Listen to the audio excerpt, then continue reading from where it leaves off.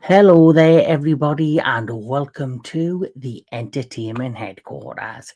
And it's time for my top 10 of 2024. Now, this has been quite a mediocre year when it comes to films. Um, the ones that were meant to be the big successes were either okay or they didn't hit the mark. And the ones that were successful to me, people didn't bother talking about. So I'm here to give my top 10 of the films that I've enjoyed the most throughout 2024. Some of them you'll know, some of them you may not know, but they deserve the opportunity to be talked about. But prior to me doing my top 10, let's get into it and do my other films that are my honorable mentions of 2024. So the first of my honorable mentions, and there's two of these that would have been in the top 10, but after I seen a couple of other movies, I ended up taking them out and added them to the honorable mentions list. So number one of the honorable mentions is Dune 2. Now, I've seen the first Dune. The first Dune was decent. It was epic. It was long. The second one, very similar, but had more action. It enhanced the story that had been started in the first one. I'm not the biggest Dune fan, but I do respect them and like them for what they are. And they are, of course, sci-fi epics. And the director of these is really, really carving out this massive world. And I'm looking forward to the third one whenever that gets made. Second is a film that is another sequel slash prequel, whatever you want to call it. It is Alien Romulus. Now, Alien Romulus had an amazing start, an amazing middle. And then for me, the last half of this movie, it kind of fell apart. It was stuff that we hadn't seen before after such a strong, strong start. But it is probably one of the better sequels or prequels that we've had out this year in terms of other things that came out. So it had to be on the honourable mentions. Now, this is a prequel or a reboot of some sort of another much loved franchise, something I have personally enjoyed since I was a kid. I'm talking about Transformers 1, the only animated movie on my list of honorable mentions or anywhere here, because, of course, I don't really watch a lot of animated movies, though I really have to stick out, and this one really, really did because I'm a Transformers fan, and this for me was the best thing since Michael Bay came along. So next on my honourable mentions, it is This Bad Girl. It is Annabelle. Now, Annabelle was such a fun movie. This was part of the top 10, but I had to take it out because another film come along and really blew me away. And so, as much as I love Annabelle, I had to replace it on my list. Now, next on the list is a film which was probably the first film I've seen of 2024. It is The Beekeeper. Now, The Beekeeper was just an amazing action flick. It really, reminded me of classic action movies of the 90s. Jason Statham really, really took this role and made it his own. This film was just a fun action ride, and I thoroughly, thoroughly enjoyed it. So, there my honourable mention. So here we go with my top 10 of 2024. So the first of my list, which is number 10, is this fantastic surprise which nobody talks about, but is a really good, fun, gory, funny action adventure, action futuristic action movie.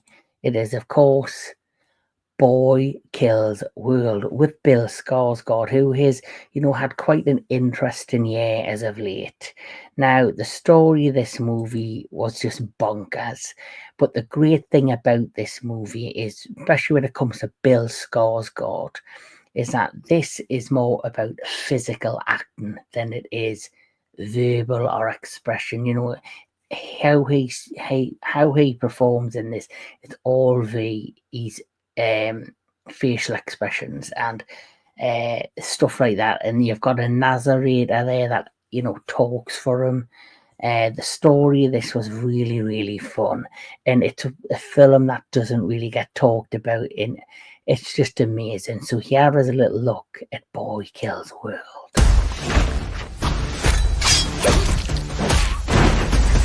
Let's do this. This was never a great city, but it was ours. Are you with me? Always. Until Hilda Vanderkoy took it from us. This is how she keeps control. They call it the calling. They're all gonna watch and cheer as you die. That's me, facing televised execution by breakfast cereal mascots. Not my happiest day. But let me take you back to an even worse one. The day the Vanderkoys killed my family and left me deaf and mute. So, I made a 3-step plan. Step 1, give myself an inner voice. I took the last one I remembered from this video game. Player 1 wins! Step 2, get stronger. A lot stronger. And step 3, join a team. Welcome to the Resistance! Yeah, go team. The mission is simple. Make the Vanderkoys pay for what they have done. Insert crazy action montage. You fall in love.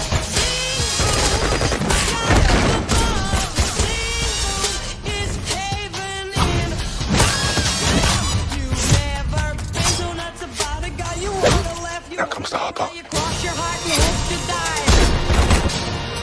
You know how hard it is to get a serial company to sponsor mass murder? Wow. You ring the bell.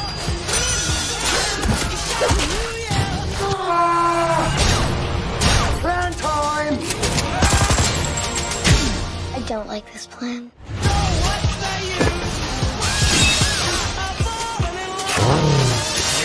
You have reached your final destination. Oh my God, no! I have information. I'm gonna help you. Stop! Probably wasn't gonna help.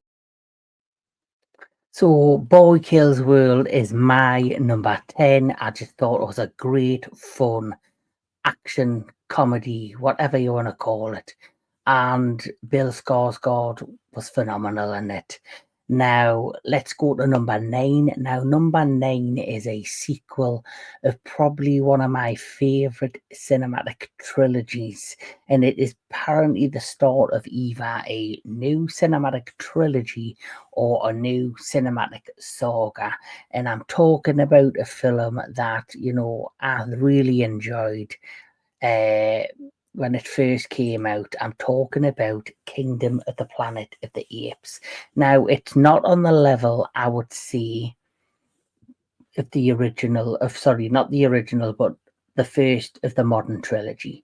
Because you had Andy Serkis as Caesar. He was phenomenal. What he delivered with that character and how he made you care for him, unbeatable as far as I'm concerned. But I cannot remember off the top of my head the actor who plays him, but the young ape in this new story is called Noah, and this is set 200 years or hundreds of years after the events of that trilogy, and it's all about this new evolved world. There's different ape tribes, and it's very much looking more or less like the original Planet of the Apes way back in the 1960s. So for me, I love this story. It's not on the level, like I say, of the first of the modern trilogy, but it's the first chapter of something hopefully greater. So for me, because I did enjoy it, it had to be on my top 10. When I sleep, I see strange things. Memories? Not memories.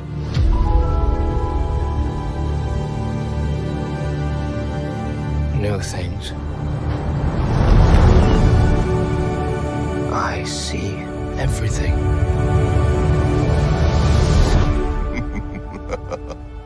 That is not everything.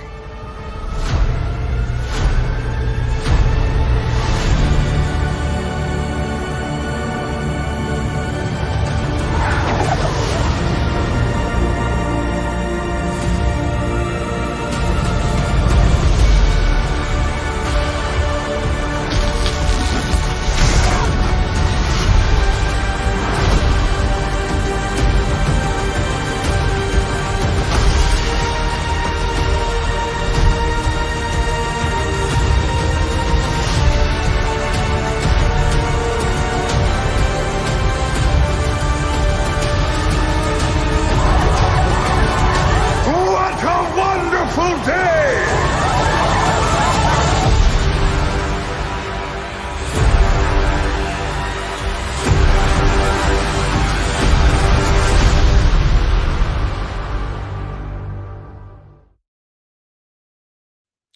So there you have it at number 9, Kingdom of the Planet of the Apes. Now, we're going from a kingdom to a new empire for number 8. That's right, I have to be talking about... No, we're not talking about that piece of shit, Ghostbusters Frozen Empire. We're talking about Godzilla x Kong, the New Empire. That's right, Godzilla x Kong, the New Empire, which is, which was the next chapter in the Monsterverse. Now, the Monsterverse started way back in 2024. It's continued to grow. It's continued to thrive. It's brought a new fan base to the kaiju genre, and of course to Godzilla and Kong, and give them even more popularity. Now, for me, when I first seen the trailer for Godzilla x Kong, I had mixed reactions, like a lot of the fans, and especially after what we got with Godzilla versus Kong, this big epic battle, and they kind of had put a line in it and went into the sunset in their own separate ways. Where were they going to take her next? Well, we got our answer, and I'll have to admit I was thoroughly surprised by the result. It was better than I expected, and you know what? I look at it this way, it's just a big screen, popcorn, big summer blockbuster with a lot of fun, a lot of over-the-top action. The plot isn't amazing. The humans you don't really care about. You're all about the monster action. And what we can see about Godzilla x Kong, the New Empire, they delivered. So that is why it is my number 8.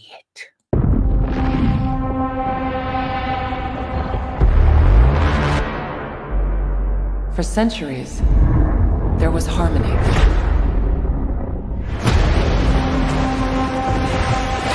The Titans were the guardians of nature, and the great apes became the protectors of humanity.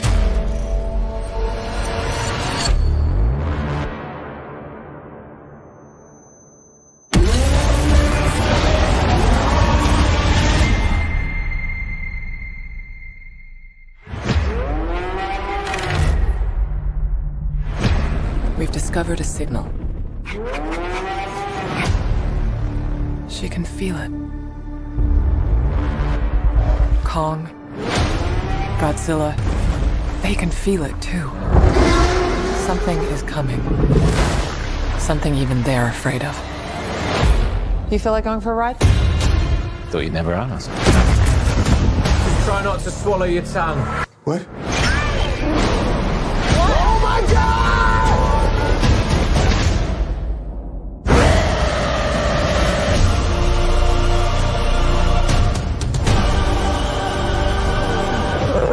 Is that a mini car?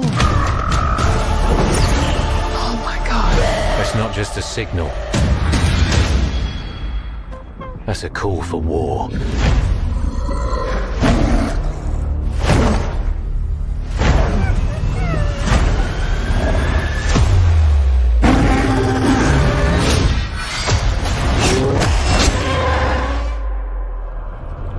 What is that?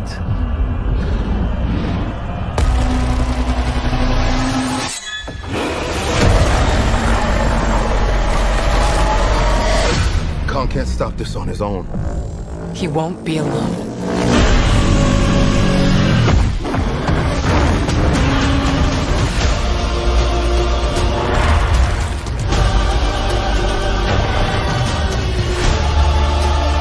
The last time those two met up was almost the end of Khan.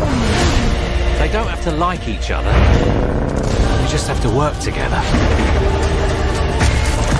Now I have seen everything.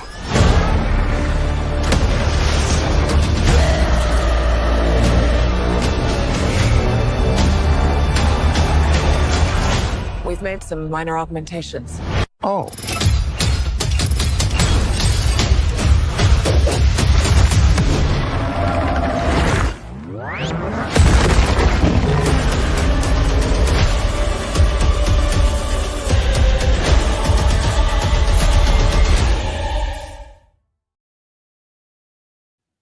So there you have it. That is my number 8. And like I say, it was just a good old-fashioned action-adventure movie that took you back to the good old days of what the Showa era within the world of Godzilla used to be. So that's why it had to be number 8. Now we're moving on to my number 7.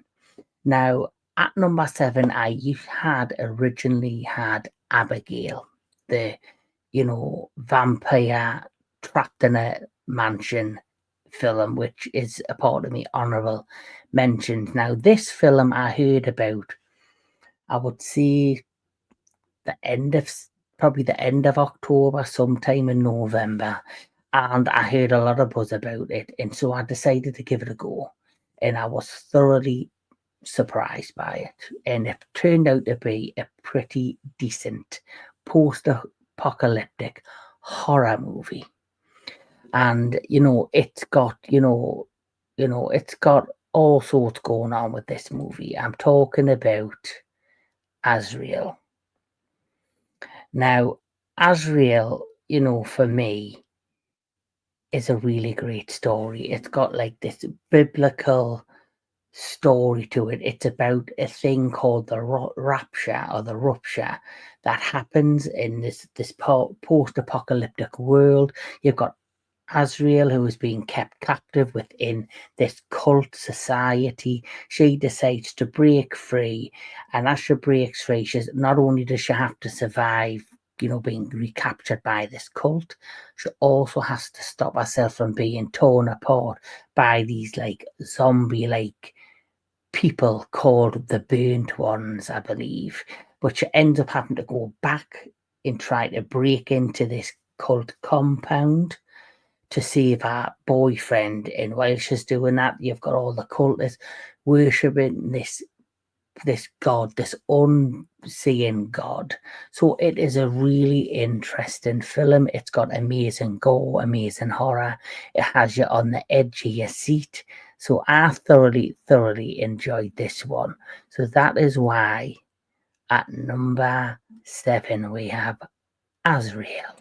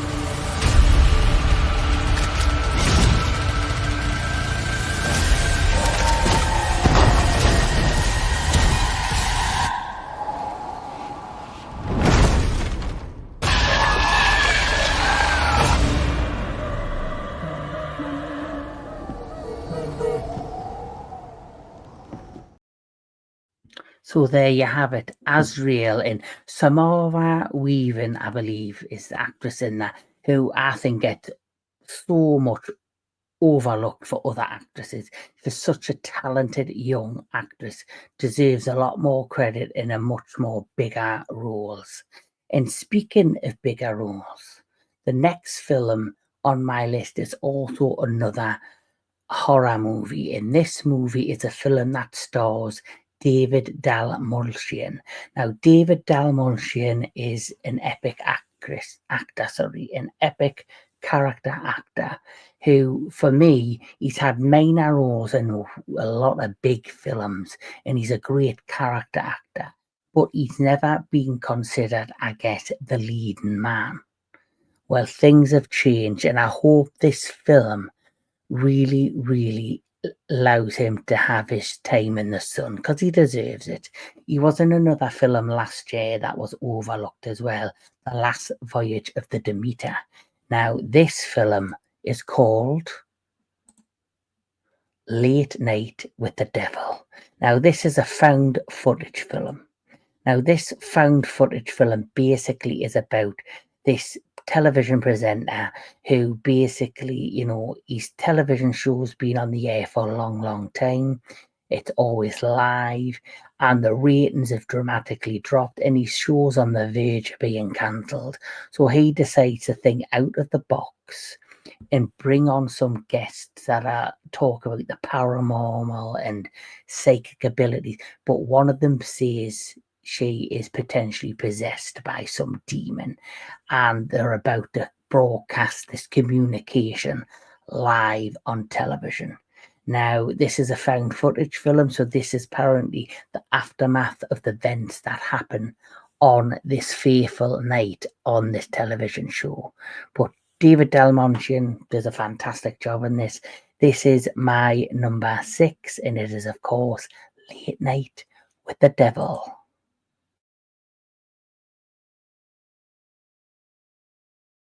We are back in 5, 4.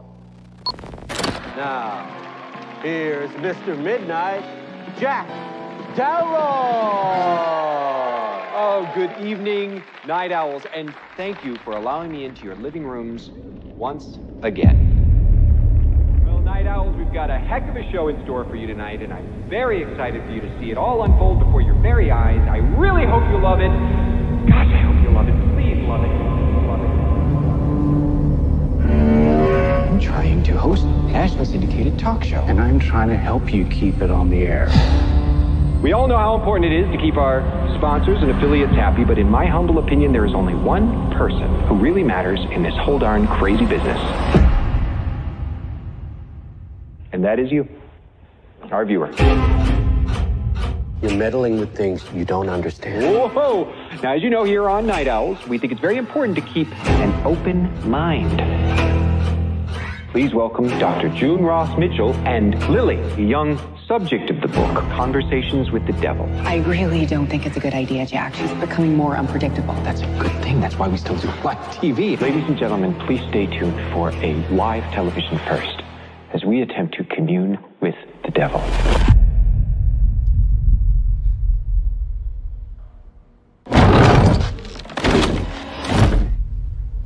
Lily, can you hear me?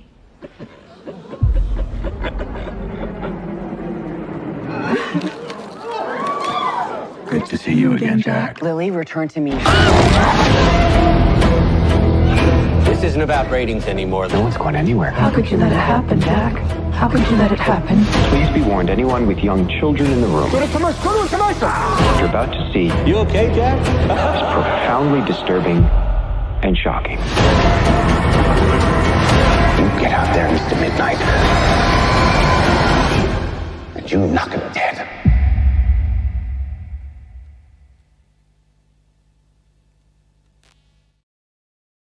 So there you have it. You have my number 6, which is Late Night with the Devil. Now at number 5, which number 5 is always like the middle mark, I always try to save this for a film potentially that I don't know how I feel about, or a film that I think is really good, but there's something missing. And that's exactly what's in this spot. I actually had Alien Romulus as my number 5. But as you know, we've just hit 2025, and I went to the theatres to see this film. It's my first cinematic adventure of 2025.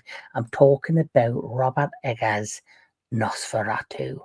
Now, Nosferatu is one of my favourite vampire films. There's many Dracula movies out there, some good, some really bad. Bram Stoker's Dracula, the Francis Ford Coppola one is my all-time favourite. The Christopher Lee ones are right up there as well. But outside of Dracula or all the many Dracula movies, Nosferatu has always been a favourite. Especially for me personally, you've got the black and white, silent movie, and then you have the 1979 remake, which is just an epic movie all around. But when Robert Eggers was announced for this, I was very, very excited. But now that I have seen his version of this film with these amazing characters and actors, all of the cast did brilliant, especially our guest Lily Rose Depp. She was the breakout star in that movie. She really, really was. And if she's not nominated by an Oscar, it's a crime. Nicholas Hoult did brilliantly. Bill Skarsgård, like I say, has had an interesting year. He did, of course, Count Orlok, who is Nosferatu himself, and he did fairly a decent job. But I do think not enough emphasis was given to him. It was all about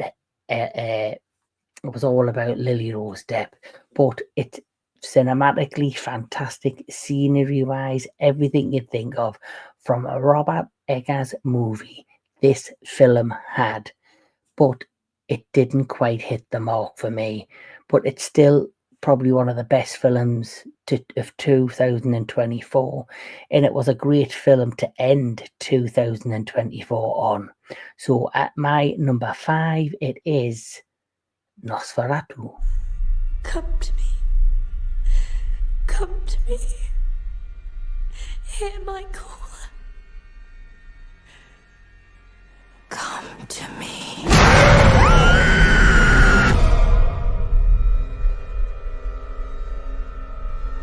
Professor, my dreams grow darker. Does evil come from within us? Or from beyond?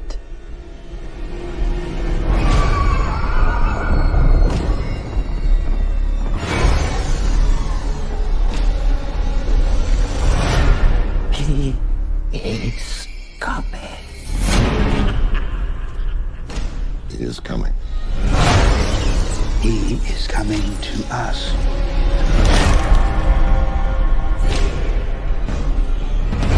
He's coming. Who is coming to you, my child?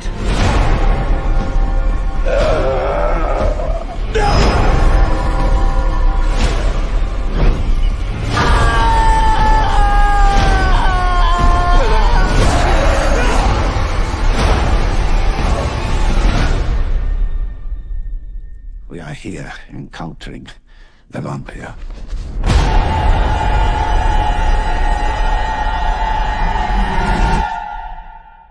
Nosferatu.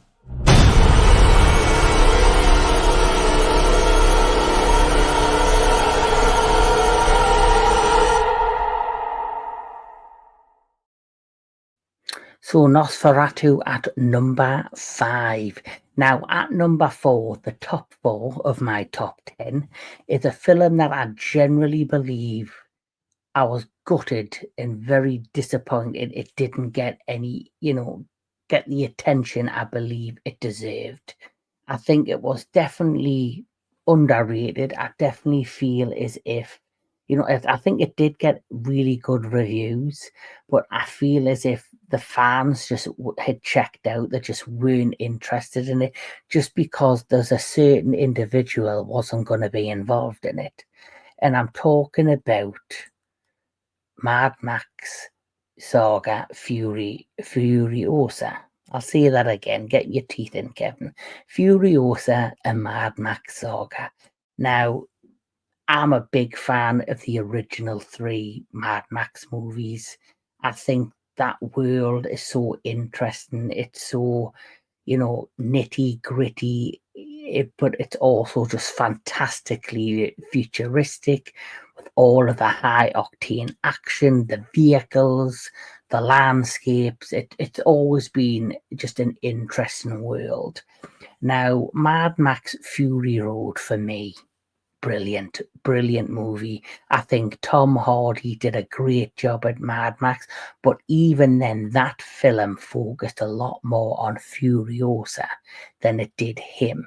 And so they decided to do a prequel movie all about her story. And I think it had all the things that made Mad Max Fury Road a great movie, except this was more story driven than what Mad Max Fury Road was. But Mad Max Fury Road beats this slightly in terms of adrenaline, action, and the fact it features Mad Max. And I'm starting to believe maybe that is the reason fans didn't turn out, or the genuine public didn't turn out to see Furiosa and Mad Max saga. But I generally believe it's a miss. They've missed out on a huge opportunity, because this thing, for me, delivers. It delivers great action, a compelling story. Is it the lead actress in this? Is it Joy Taylor? Forgot her first name, sorry, but she did a great job as the younger Furiosa, very believable, taken over from Charlize Theron.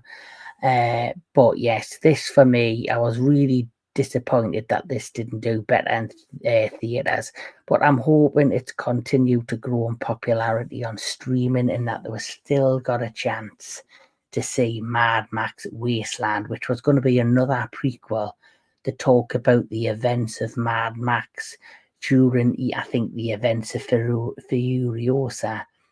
So it would have been compelling to see the side-to-side adventures of both characters in prequel films. But nevertheless, at number 4, Furiosa, a Mad Max saga. Whatever you have to do,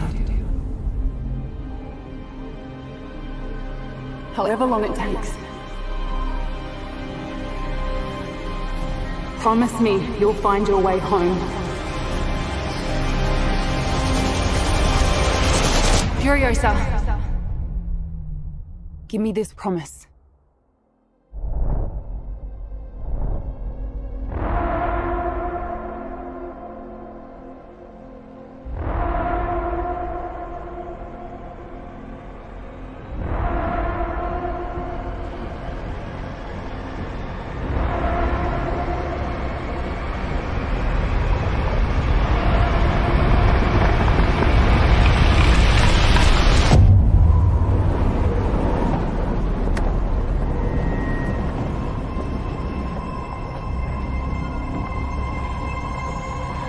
Ladies and gentlemen, start your engines.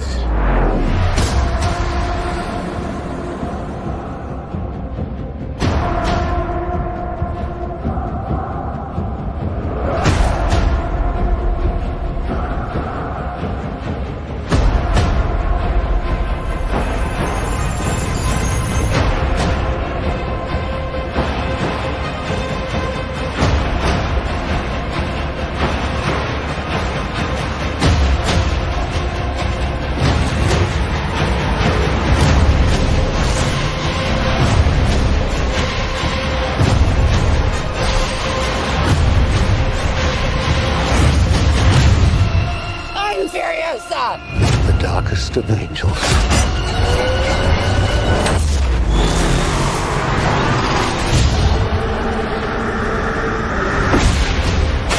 The question is, do you have it in you to make it epic?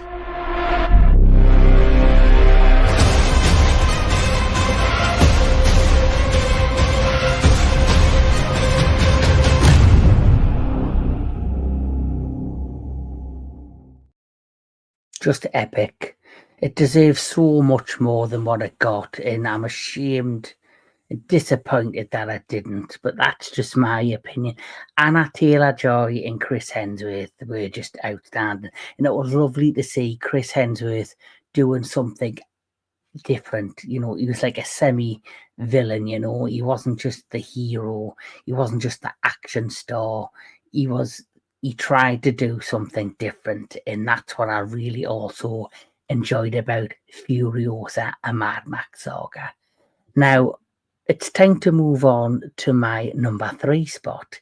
Now, I know for a fact, hopefully, the people I know probably have never even thought about this movie or even heard of this movie. Now, this is a streaming movie, and it comes from Netflix, and it is a Indonesian action crime thriller film, and it is called The Shadow Strays.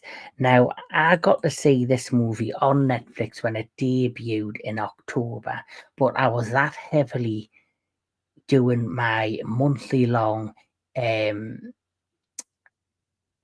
my horror content. I was in the middle of doing all of that I didn't get a chance to do a review on this, and if I had, I would have give this 10 out of 10. It's just absolutely balls to the wall crazy. But I was in the middle of doing my Taste the Blood, the Month of the Vampire content, and I was also preparing to go to Romania on a 5-day city break, so I just didn't get a chance to fit this in. But I'm just going to give you a little bit of information on this movie. So, The Shadow Strays is a 2024 Indonesian action crime thriller film written directed by Timo Tjahjanto.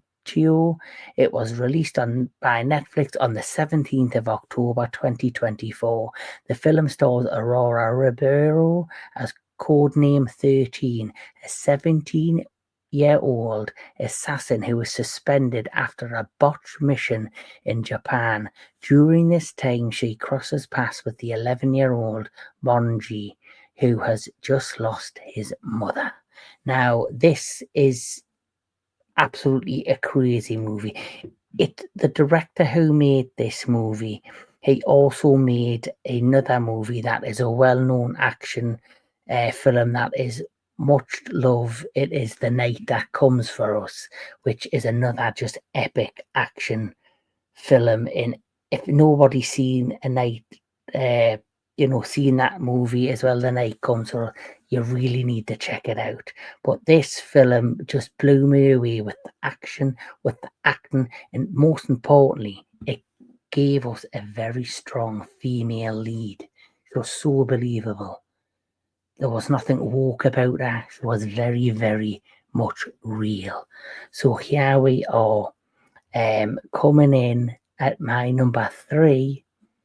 It is, of course, The Shadow That Strays. Operator 13, Anda ditugaskan menunggu sampai pemberitahuan selanjutnya. Komitmen dan dedikasimu selalu kami hargai.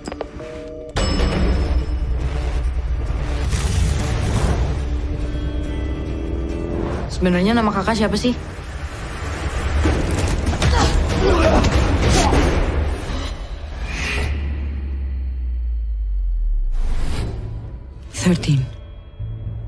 Kamu terdistraksi. Karena itu kamu gagal. Di mana Monji? Kamu mau anak itu, saya mau jasa kamu. Saya tahu kamu bukan perempuan sembarangan.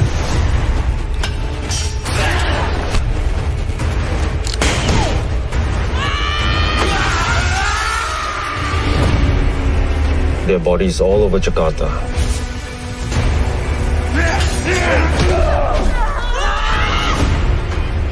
Jadi semua kekacauan ini cuma karena satu bocah. Kita datang untuk menetralisir, bukan untuk menolong atau bernegosiasi. Ini Dato 13.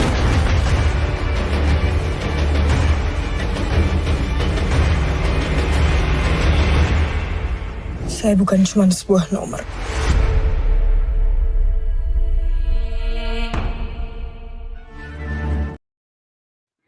Now, yes, that trailer, it is in, their own, their home language, but you can watch this in dub, or you can watch it with the original language with the subtitles. But honestly, the action in this film does not let up.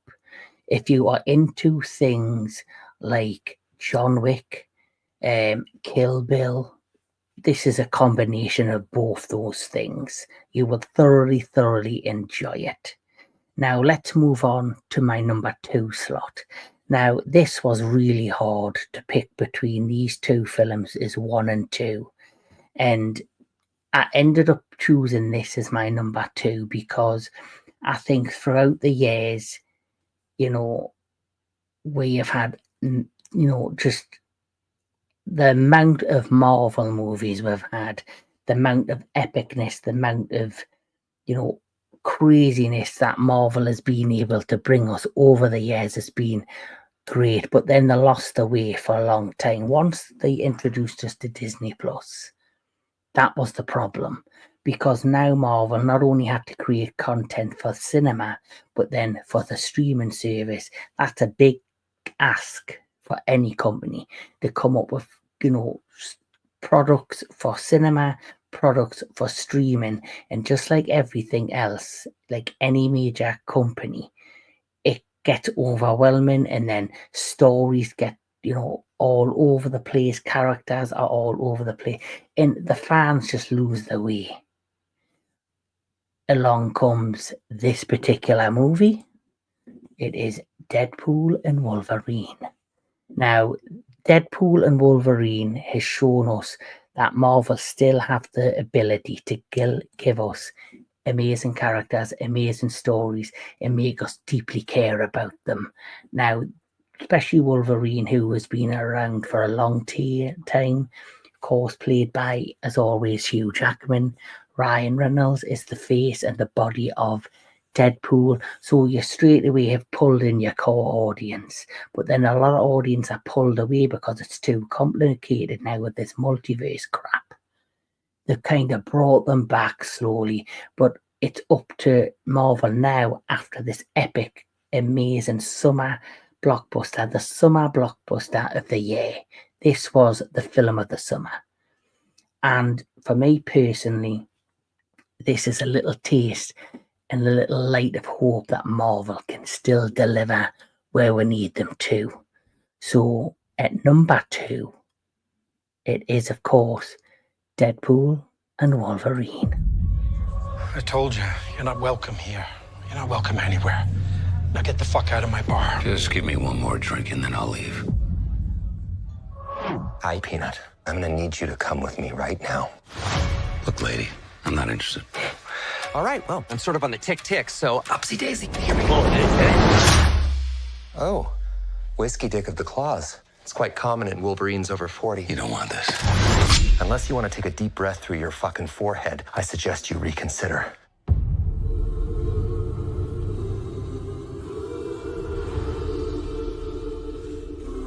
I'm about to lose everything that I've ever cared about. Not my fucking problem. Is that what you said when your world went to shit? Come again. This Wolverine let down his entire world.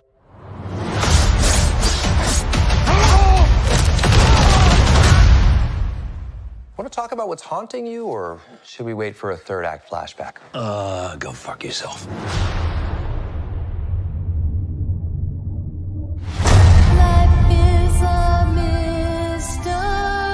I don't know anything about saving worlds, but you do.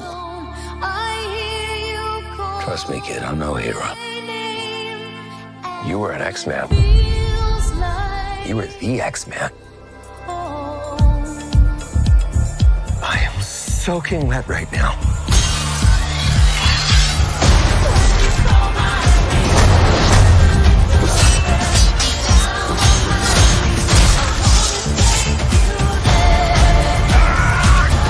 Boys are so silly. This is what I'm talking about. Big slow motion action sequence. Who knows if you live or die? Let's fucking go! Let's fucking go.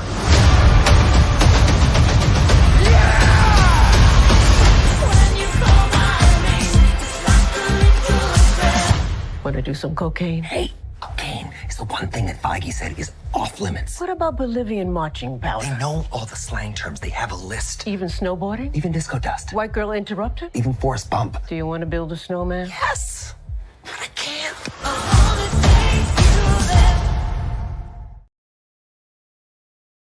Just epic. The film of the summer, and probably outside of, until I had seen, The Shadow Strays, that was the biggest epic action movie of the year. But then, what can I tell you? Just amazing. Amazing, amazing, amazing. So... I told you, you're not welcome. Shit. So, at number 1 is a film that has never left my mind since I first seen it. So, of course, you have Deadpool and Wolverine, which is just amazing. An amazing action movie. But then this next movie that is my number 1, it's a movie that shocked me. It's a movie that was so interesting and over the top and crazy that, it's never left my mind since I first seen it. And I'm talking about The Substance. Demi Moore, this has got to be one of her greatest roles. Demi Moore and Margaret Qualley, who was also in this, and Dennis Quaid. This movie was just bizarre. It was just crazy. It was disturbing. It was just a lot of fun. And there's one particular fight between Margaret Qualley and Demi Moore that it's very graphic, very violent, and I didn't expect it. And then the very end of the movie, it's just absolutely bonkers. And I left the theatre after seeing this with no words, where I can talk, abundantly about every other movie on this list, but to describe this movie and how crazy it was, bonkers, and that's why it's my number 1. Because it's that movie that just left me in awe when I left the theatre. And it's a movie that anybody I talk to will all have the same opinion. It's just crazy. It's bonkers, whether it's positive or negative. And if a movie can leave you with months later, still constantly thinking about it, still talking about it, then it's done its job. So that is why at number 1, it's The Substance.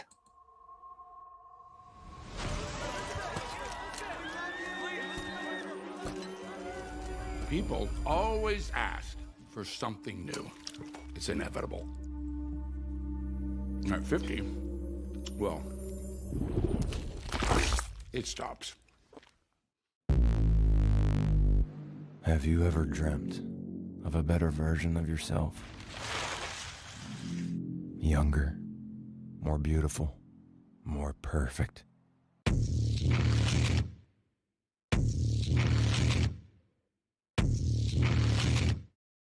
One single injection unlocks your DNA and will release another version of yourself.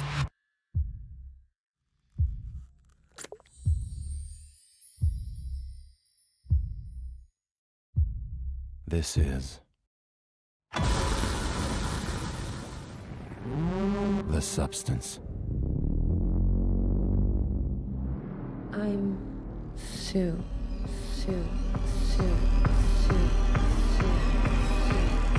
You're hired. Let's go. A perfect balance of 7 days each. The one and only thing not to forget. You are one. You can't escape from yourself. There's been a slight misuse of the substance.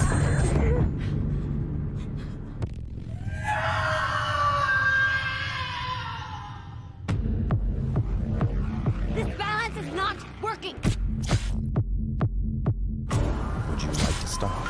Would you like to stop? Would you like to stop? Would you like to stop? I'm fine. Everything's fine. You have to control yourself!